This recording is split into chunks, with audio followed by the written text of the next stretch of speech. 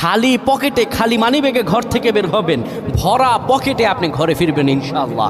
আপনার মানিব্যাগের ভিতরে এই দোয়াটা পরে ফু দিবেন, যেখানে টাকা রাখেন এই দোয়াটা পরে ফু দিবেন, ইনশাআল্লাহ আল্লাহর দেয়া ধন ও সম্পত্তিতে সেই জায়গাটা পরিপূর্ণ হয়ে যাবে যদি আপনি এই দোয়াটা করতে পারেন।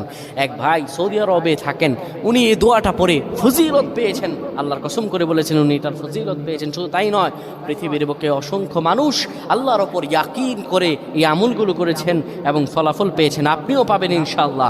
আপনার মানিব্যাগে, আপনার যেখানে টাকা রাখেন সেই জায়গায় এই দোয়াটা পরে আপনি ঘর থেকে বের হয়ে যাবেন কাজের উদ্দেশ্যে, আল্লাহ তাআলা কাজ মিলিয়ে দিবেন।